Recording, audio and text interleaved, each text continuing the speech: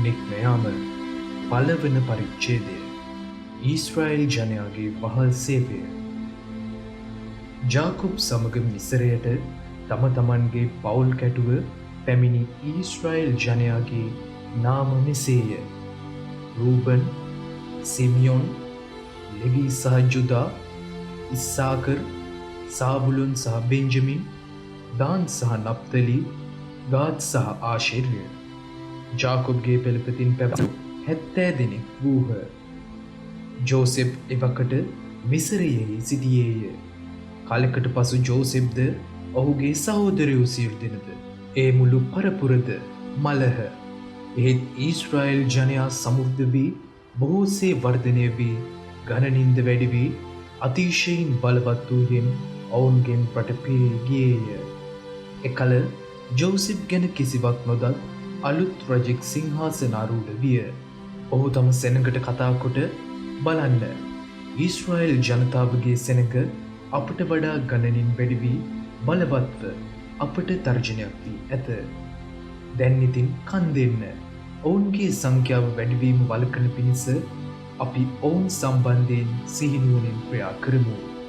යම් හේකින් යුද්ධයක් ඇතිවුවහොත් ඔවුන්ද අපේ සතුරන් සමග පෙරමුණු බැඳගෙන අපට විරුද්ධව සටන් කොට රට පාලනය කරන්න පුළුවන් කීය.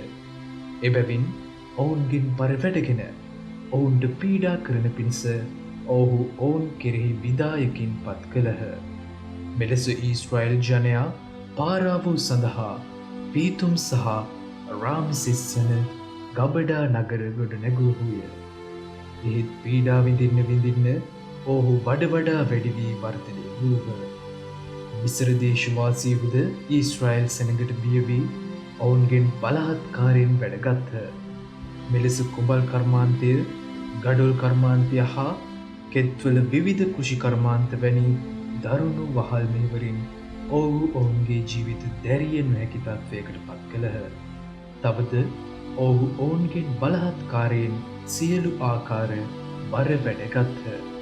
මිස්ර දේශයේ රජතුමා හේබ්‍රෙව් වින්නඹුවන් වන ශිප්‍රා හා පුවාට කතා කොට, නුඹලා හේබ්‍රෙව් ස්ත්‍රීන්ට වෙන්නඹුකම් කරන විට බිහිවන්නට යන්නේ පුතෙක්ද දුවෙක්ද කියා හොඳින් බලන්න. පුතෙක් නම් මරන්න, දුවක් නම් ඇය ජීවත් වුණාවේ කියා පැවසීය. එහෙත් වින්නඹුවෝ දේව බය ඇති අය වූ නිසා මිස්රයේ රජතුමා අනකල පරිදි ඉටු නොකොට පිරිමි දරුවන්ට ජීවත් වන්නට හැරියාහ. එවිට රජතුමා වින්නඹුවන් කැඳවා ඔවුන්ට කතා කොට, නුඹලා මේ දේ කෙලේ මන්ද? පිරිමි දරුවන්ට ජීවත් වන්න ඉඩ දුන්නේ ඇයිදැයි විචාලේය. ඔහු පිළිතුරු දෙමින්, හේබ්‍රෙව් ස්ත්‍රීහු මිසර දේශයේ ස්ත්‍රීන් මෙන් නොවෙති. ඔහු ශක්ති සම්පන්නය. වින්නඹුවන් ඔවුන් වෙත එන්නට පෙර ඔහු ප්‍රසූත කරති කීහ. දෙවියන් වහන්සේ වින්නඹුවන්ට මහා කරුණාව පැසේක. සෙනඟද සංඛ්‍යාවෙන් වැඩි වී ඉතා බල සම්පන්න වූහ. අවද වින්නඹුවන් දේව බය ඇති අය වූ නිසා උන්වහන්සේ ඔවුන්ට දරු සම්පත් දුන්සේක. එවිට පාරාවෝ මුළු සෙනඟ අමතා හේබ්‍රෙව් වරුන්ට උපදින හැම පිරිමි ළමයෙකුම නයිල් ගඟට විසිකළ යුතුය. සෑම දුවකට ජීවත් වන්න ඉඩ දිය යුතුයයි අනකලේය. දෙවන පරිච්ඡේදය මෝසෙස්ගේ උපත. එකල ලෙවී ගෝත්‍රයේ මිනිසෙක් එම ගෝත්‍රයේ කාන්තාවක සරණ පාවා ගත්තේය. ඒ ස්ත්‍රිය ගැබ්ගෙන දරුවෙකු ලැබූ පසු දරුවා රුව ඇති බව දුටු ඈ තෙමසක් ඔහු සඟවා තැබුවාය. ඔහු තවත් සඟවා තබා ගැන්මට නොහැකි වූ කල ඈ පන් පෙට්ටියක් ගෙන එය පිට කීල් හා මැලියම් තවරා දරුවා එහි බහා ගං ඉවුරේ වටගස් අතර ඒ තැබුවාය. තවද දරුවා හට කුමක් වේදෝ කියා දැනගැන්මට ඔහුගේ සහෝදරිය ඈතින් බලා සිටියාය. එවිට ගඟේ ස්නානය කරනු පිණිස පාරාවෝගේ දූ කුමරිය පැමිණියාය. ඇගේ සේවිකාවෝ ගං ඉවුර දිවි ඇවිදිමින් සිටියාහ. ඈ බටගස් අතර වූ පෙට්ටිය දැක සේවිකාවක යවා එය ගෙන්වාගෙන ඇරිය විට එහි දරුවෙකු දුටුවාය. බලන්න, දරුවාද අඬමින් සිටියේය. එවිට ඈ ඔහු කෙරෙහි අනුකම්පාව උපදවා මේ හෙබ්‍රෙව් ජාතික දරුවෙකයි කීවාය. එවිට ඔහුගේ සොහොයුරිය පාරාවෝගේ දූ කුමරියට කතා කොට ඔහු දෙසා දරුවාට කිරි දෙන්නට මාගුස් හේබ්‍රු ජාතික කිරිමාවක කැඳවාගෙන එන්න බැරි විචාලාය. පාරාවෝගේ දියණිය ඇයට යන්නයි කීවෙන් ඇගොස් දරුවාගේ මව කැඳවාගෙන ආවාය. එවිට කුමරිය ඈ අමතා මේ දරුවා රැගෙන ගොස් මා වෙනුවෙන් ඔහුට කිරි දෙන්න. මමද ඔබට කුලිය දෙමින් කී විට ඈද දරුවා රැගෙන ගොස් ඔහුට කිරි දී හැදුවාය. දරුවා වැඩුණු පසු ඈ ඔහු පාරාවෝගේ දියණිය වෙත ගෙනාවෙන් ඔහු ඈට පුදකුසේ විය. තවද ඈ මම ඔහු වතුරෙන් ගොඩ ගතිමි කියා ඔහුට මෝසෙස් යන නම තැබුවාය. මෝසෙස් මිදියන් දේශයට පලා යෑම. එකල මෝසෙස් වයසින් වැඩුණු පසු ඔහු තමාගේ සෙනඟ බලන්නට ගිය විට ඔවුන් කළ බර වැඩ දිටීය. තවද ඔහු තමාගේම හේබ්‍රු ජාතිකයෙකුට මිස්ර වැසියෙකු පහර දෙනවා දිටීය. එවිට ඔහු වටපිට බලා කිසිවෙකු නොසිටි බව දැක මිස්ර වැසියා මරා මලකඳ වැල්ලේ සැඟවීය. පසුදින ඔහු නික්ම යන විට හේබ්‍රු ජාතික දෙදෙනෙකු ගහගනිමින් සිටි දිටීය. වැරැද්ද කළ තැනැත්තාට ඔහු කතා කොට ඔබේ සහෝදරයාට ඔබ පහර දෙන්නේ මන්දයි විචාලේය. ඔහු පිළිතුරු දෙමින් අපට අධිපතියෙකු හා විනිසකරුවෙකු ලෙස ඔබ පත් කළේ කවරෙක්ද? ඔබ මිස්ර වැසියා මැරුවා සේම මහත් මරන්න හදන්නේ යසීය. එවිට මෝසෙස් බිය වී ඇත්තටම කාරණය එළිවී ගියේ යයි කියා ගත්තේය. ඒ පවත් සැලවූ විට පාරාවෝ මෝසෙස් මරා දැමීමට සෙවීය.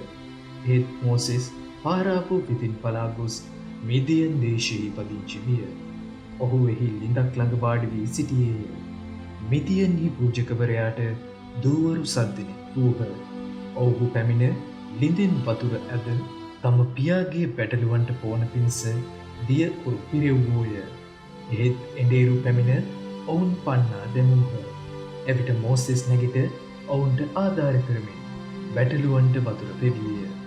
තවද ඒ දූවරුන් තම පියාවන රූවෙල් වෙත පැමිණි විට ඔහු කතා කරමින් අද නුඹලා මෙතරම් ඉක්මනින් ආපසු ආවේ කෙසේද යසීය. ඔහු උත්තර දෙමින් මිස්ර වැසියෙක් එඬේරුන් අතින් අප බේරා ගත්තේය. එපමණක් නොව අපට වතුර ඇදදී බැටළුවන්ටත් පෙවීයයි කීහ. එවිට ඔහු තම දූවරුන් අමතමින් ඒ මිනිසා කොහේද? නුඹලා ඔහු හැරදමා ආවේ මන්ද? කෑම කන පිණිස ඔහු කැඳවන්නයි කීවේය. මෝසෙස් මිදියන්හි පූජකවරයා සමග පදිංචි වීමට සතුටු විය. ඔහු මෝසෙස්ට තම දුවවන ශිප්පොරා සරණ පාවා දුන්නේය. ඇය ඔහුට දාව පුතෙකු ලැබුවෙන් මෝසෙස් මම අමුතු රටක අමුත්තෙකුමින් සිටියමි කියා ඔහුට ගෙර්ෂෝන් යන නාමය තැබීය. බොහෝ කලක් ගත වූ පසු මිසරයේ රජතුමා ගියේය. ඊශ්‍රායෙල් ජනයා පහල් සේවය නිසා සුසුම්ලමින් මොර ගැසූහ. ඔවුන්ගේ වහල් සේවය නිසාම ඔවුන්ගේ කන්නලප්ප දෙවියන් වහන්සේ වෙත පැමිණියේය. දෙවියන් වහන්සේ ඔවුන්ගේ කන්නලව්වට සවන් දී තමන් වහන්සේ ආබ්‍රහම්, ඊසාක් සහ ජාකොබ් සමග කළ තම ගිවිසුම සිහි කළසේක. උන්වහන්සේ ඊශ්‍රායෙල් ජනයාගේ දුක බලා ඔවුන්ට කරුණාව පෙන්වූසේක. තුන්වන පරිච්ඡේදය. දෙවියන් වහන්සේ මෝසෙස් කැඳවීම. මෝසෙස් තම මාමණ්ඩිය වූ මිදියන්හි පූජක තැනවන ජෙත්‍රෝගේ ඉළු බැටළු පට්ටි රැක බලා ගනිමින් සිටියේය. ඔහු ඒ පට්ටි පාලුකරය හරහා දක්කාගෙන ගොස් හොරෙබ් නම් දෙවියන් වහන්සේගේ කන්දට පැමිණි කල සමිඳනන් වහන්සේගේ දූතයා පඳුරක් මැදින් නැගුණු ගිනි ජාලාවක ආකාරයෙන් ඔහුට දෘශ්‍යමාන විය.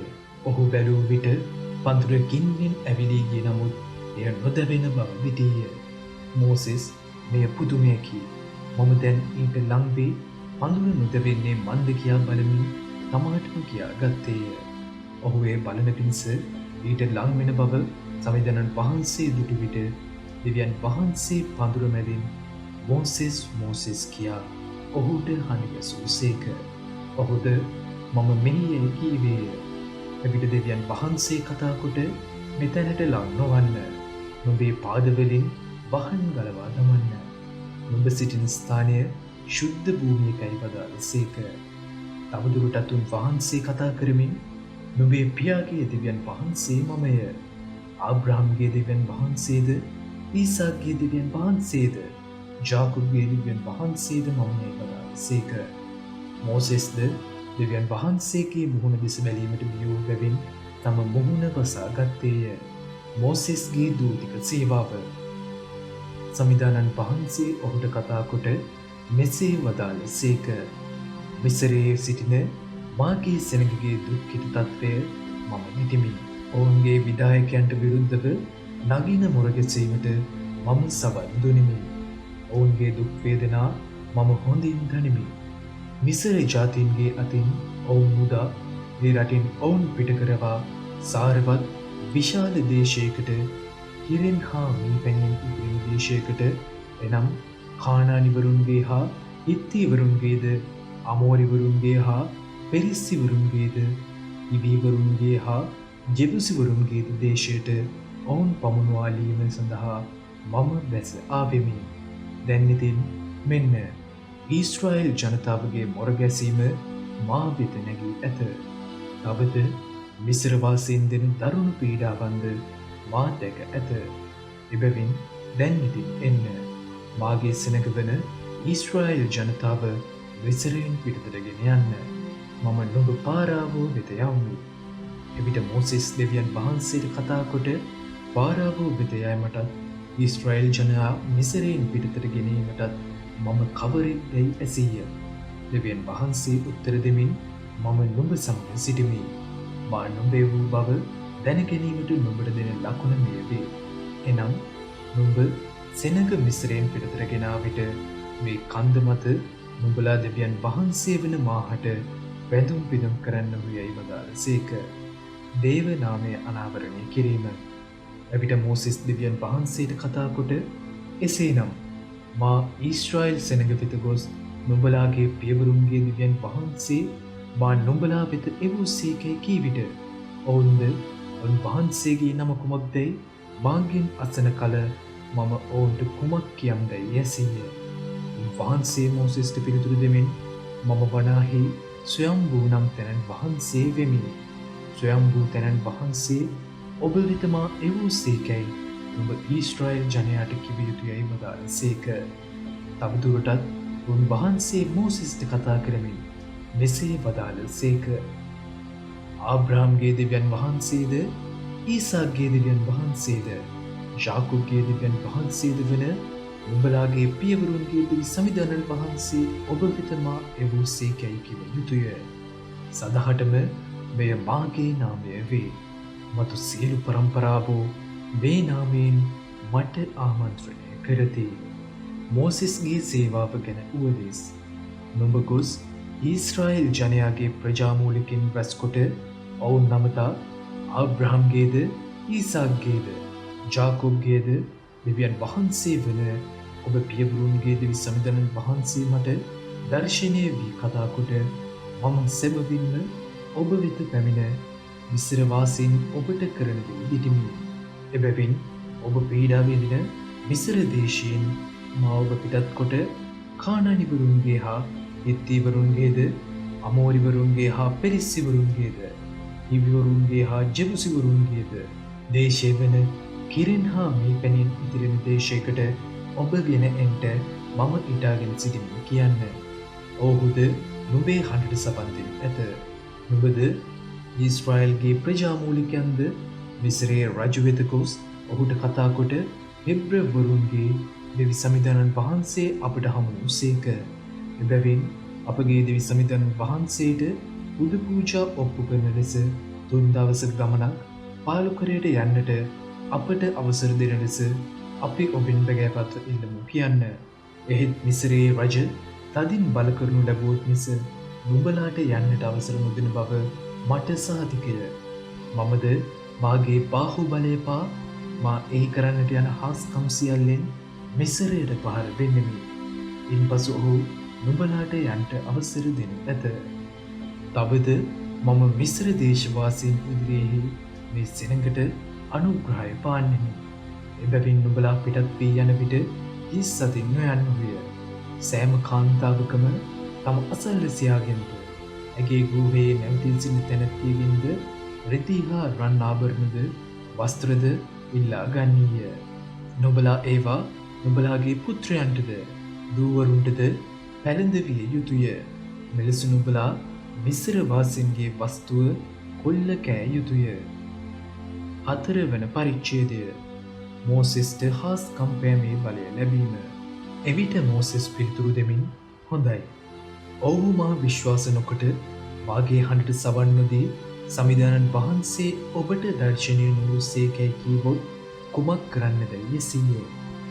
සමිදානන් වහන්සේ ඔහුට කතා කොට නුඹේ අතේ තිබෙන්නේ කුමක්ද යසූසේක.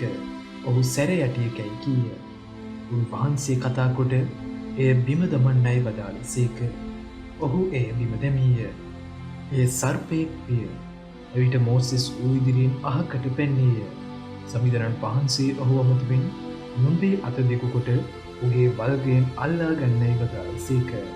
මෝසෙස්ද අත දිගු කොට ඌ වල්ගයෙන් අල්ලාගත් විට ඌ ඔහුගේ අතෙහි සැරයටියක් බවට හැරිණි.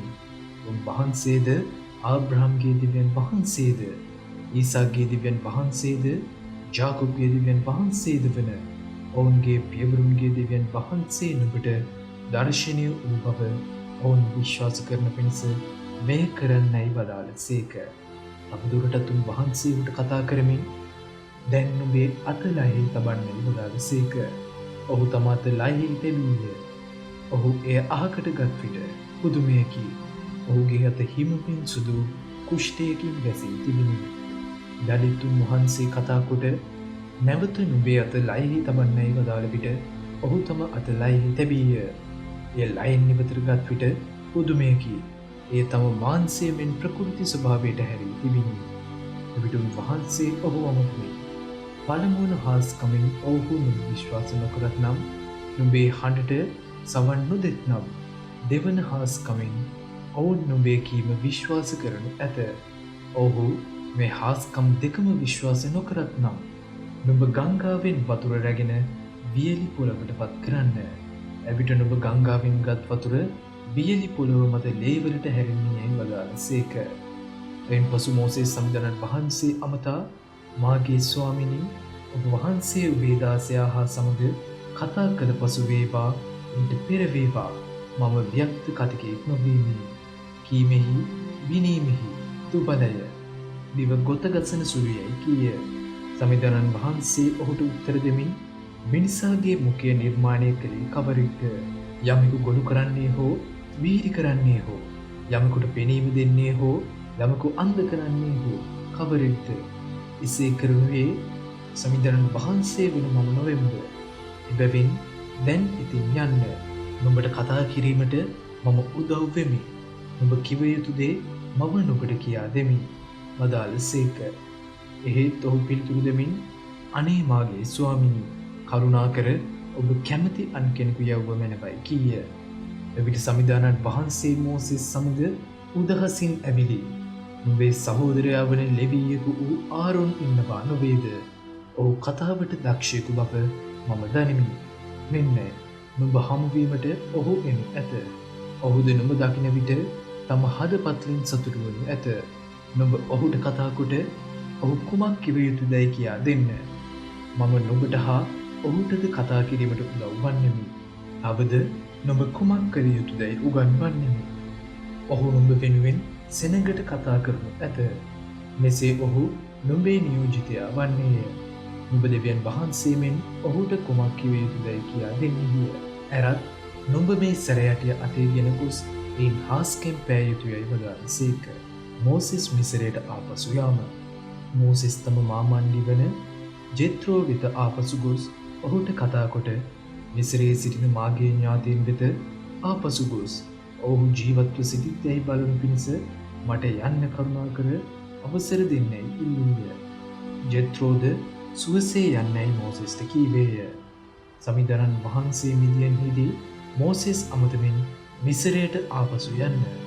නුඹව මරන්නට සියලු සියල්ලෝම මලහැයි වදාළසේක.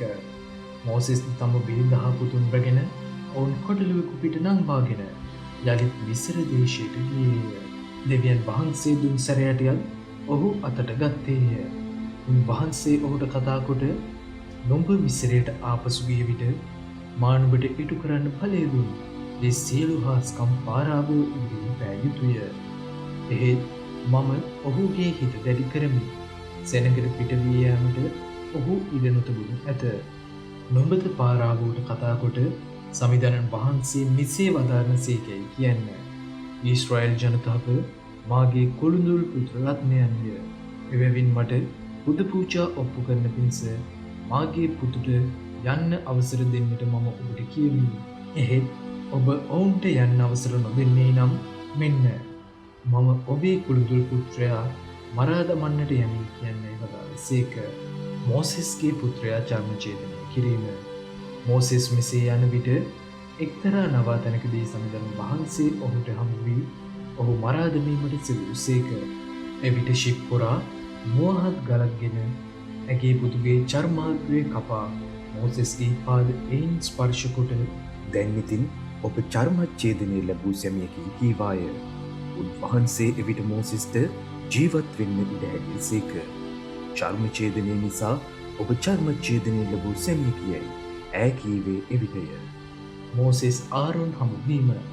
සමිධානන් වහන්සේ ආරොන්ට කතාකොට මෝසෙස් හමුවීමට පාඩුකරයට යන්නයි වදාළසේක. ඔහු එහි ගොස් දෙවියන් වහන්සේගේ කන්දෙහිදී මෝසෙස් හමුවේ ඔහු සිපගත්තේය. එවිට දෙවියන් වහන්සේ තමා එවූ විට වදාළ සියලු දේද තමාට උන්වහන්සේ අනකළ සියලු හාස්කම්ද ආරොන්ට දැන්වීය. පසුව මෝසෙස් සහ ආරොන් ගොස් ඊශ්‍රායල් ජනතාවගේ ප්‍රජාමූලිකයින් සියලු දෙන රැස් කරවූහ. ඉන්පසු ආරොන් සමිධානන් වහන්සේ මෝසෙස්ට වදාළ සියල්ල කියාදී සෙනඟ ඉදිරිපිට හාස්කම් පෑවේය. සෙනඟද ඔවුන් විශ්වාස කළහ. සමිධානන් වහන්සේ ඊශ්‍රායල් ජනතාව බලන්නට පැමිණ ඔවුන් විඳින දුක බලා ඒ තේරුම් ගත් නිසා ඔහු හිස නමා නමස්කාර කළහ. පස්වන පරිච්ඡේදය. මෝසෙස් පාරාවෝ වැහැදකීම. ඉන්පසු මෝසෙස්ද ආරෝන්ද පාරාවෝ වෙත පැමිණ පාලුකරයෙහි මාගේ නාමයෙන් මංගල්‍යයක් පවත්වන පිණිස මාගේ සෙනඟට යන්න අවසර දෙන්න කියා ඊශ්‍රායල් වරුන්ගේ දිවි සමිධානන් වහන්සේ වදාරනසේකැයි කීහ. පාරාවෝ පිළිතුරු දෙමින් සමිධානන් වහන්සේ නම් කවරෙක්ද? ඊශ්‍රායල් ජනයාට යන්න අවසර දීමට මා ඒ හඬට අවනත විය යුත්තේ මන්ද? මම සමිධානන් වහන්සේ නාඳුනිමි. ඊශ්‍රායල් ජනයාට යන්න මා අවසර දෙන්නේ නැතැයි කීහ. ඔහු යලි කතා කොට හෙබ්‍රවරුන්ගේ දෙවියන් වහන්සේ අපට හමු වූසේක. අපේ දෙවි සමිධානන් වහන්සේට පුද පූජා ඔප්පු කරනු පිණිස පාලුකරයට 3 දිනක ගමන් දුර යාමට කරුණාකර අපට අවසර දෙන්න. එලෙසම දුන්නොත් උන්වහන්සේ අපට වසංගතයෙන් හෝ කඩුවෙන් හෝ පහර දෙනසේකැයි කීහ. එවිට මිස්රයේ රජ ඔවුන් අමුතුමින් මෝසෙස් සහ ආරෝන් සෙනඟ ඔවුන්ගේ වැඩවලින් ඉවත් කරන්න නොබලා අදහස් කරන්නේ මක් නිසාද? බර වැඩට ආපසු යන්න කීය. පාරාවෝ වැඩිදුරටත් කතා කරමින් දැන් මොහු දේශීය ජනතාවට වඩා බහුලව සිටිති. නුඹලා අදහස් කරන්නේ ඔවුන්ගේ බර වැඩ නවත්වා දැමීමටයි ඇසීය. විධායකයින්ට හා නිලධාරීන්ට උපදෙස්. මේ දවසේම පාරාවෝ ජනතාවගේ විධායකයින්ට හා නිලධාරීන්ට අනකරමින් නුඹලා මෙතෙක් කළ පරිදි ගඩොල් සෑදීම සඳහා මිනිසුන්ට පිදුරු නොදිය යුතුයි. ඔවුන්ම ගොස් පිදුරු සොයාගත යුතුයි. එහෙත් මේ දක්වා ඔවුන් සෑදූ ගඩොල් ගණනම පැනිය යුතුයි. ඉන් කිසිවක් අඩු නොකරන්න. ඔහු දැන් අලසය. එබැවින් අපගේ දෙවියන් වහන්සේට පුද පූජා ඔප්පු කරන්න අපට යන්න දෙන්න කියා මොර ගසති. තවද නොනවත්වාම වැඩ කරන පිණිසත් වැඩකට නැති කතාවලට කන් නොදෙන පිණිසත් ඔවුන් පිට බර වැඩ පැවරිය යුතුයයි කීය. ජනතාවගේ විධායකයෝද නිලධාරීහුද පිටත්ව ගොස් සෙනඟට කතා කොට පාරාවෝ මෙසේ අනකොට ඇත. එනම් මම නුඹලාට පිදුරු නොදිමි. නුඹලාම ගොස් පුළුවන් තැන්වලින් පිදුරු සොයා ගන්න. හැබැයි නුඹලාගේ වැඩ කිසිවක් අඩු නොවිය යුතුයයි කියා කීවේයයි කීහ. එවිට සෙනඟ පිදුරු නැති නිසා ඉපනැලි එකතු කිරීමට මුළු මිස්ර දේශයෙහිම විසිරී ගියහ. විධායකයෝ කතා කරමින් පිදුරු තිබුණු කල්හි මෙන්ම නුඹලාට නියමිත දිනපතා වැඩ කොටස සම්පූර්ණ කළ යුතුයයි ඔවුන් ඉක්මන් කරවූහ. තවද ඔහු පාරාවෝගේ විදායකයන් විසින් පත් කරන ලද ඊශ්‍රායල් ජනයාගෙන් නිලධාරීන්ට පහරදී මෙතෙක් කල පරිදි ඊයේත් අදත් නියමිත ගඩොල් ගන්න සාධානව නොකළේ මන්දයි ඇසූහ. හෙබ්‍රෙව් නිලධාරීන්ගේ පැමිණිලි. එවිට ඊශ්‍රායල් ජනයාගේ නිලධාරීහු පාරාවෝ වෙත ගොස් පැමිණිලි කරමින් ඔබේ දාසයන්ට ඔබ මෙසේ කරන්නේ මන්ද. ඔබ ඔවුන්ට පිදුරු සපයන්නේ නැත. ඒත් පිදුරු නැතිව ගඩොල් සාදන්නයි අපට කීම හරිම පුදුම කීමකි. ඔහු ඔබේ දාසයන්ට පහර දෙති. ඒත් වරද ඇත්තේ ඔබේම සෙනඟ අතේ නොවේදැයි ඇසූහ. එපිට පාරාබෝ කතාකොට නුඹලා අලසය කම්මැලිය.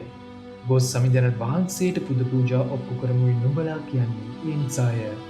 දැන් ඉතින් වැඩට ආපසු ඵලයව්. නුඹලාට කොහෙත්ම පිදුරු සපයනු නොලැබේ. එහෙත් නියමිත ගඩොල් ගණන භාරදිය යුතුමයයි කීය. නුඹලා දිනපතා සෑදිය යුතු ගඩොල් ගණනින් කිසිවක් අඩු නොකළ යුතුයයි පාරාවෝ කී පසු ඊශ්‍රායල් ජනයාගේ නිලධාරියහු තමන්ට අපල කාලයක් උදා වී තිබෙන බව දුටුව. ඔවුන් පාරාවෝ වෙතින් ආපසු එන විට ඔවුන් එනතෙක් අතරමඟ බලා සිටි මෝසෙස් සහ ආරෝන් හමු වී සමිඳානන් වහන්සේ ඔබ වෙත වැල්ම හෙලා ඔබට දඬුවම් කරන සේක්වා. මන්ද ඔබ පාරාවෝ සහ ඔහුගේ නිලධාරීන් ඉදිරියෙහි අප පිළිකුලක් කොට මරා දමනු පිණිස ඔබ ඔවුන්ගේ අත්වලට කඩුවක් දුන්නහුයයි ඔහු කීවෝය. මෝසෙස්ගේ යදුම. මෝසෙස් සමිඳානන් වහන්සේ වෙත ආපසු ගොස් ස්වාමිනී, ඔබ වහන්සේ මේ සෙනඟට මෙතරම් දරුණු ලෙස ක්‍රියා කරන්නේ මන්ද? ඔබ වහන්සේ මා යැවී කුමක් නිසාද? මා පාරාවෝ වෙත ගොස් ඔබේ නාමෙන් කතා කළ දවසේ පටන් ඔහු මේ සෙනඟ පීඩා කරයි. ඔබ වහන්සේද ඔබ සෙනඟ මුදාලීමට කිසිම දෙයක් කර නැත කීවේය.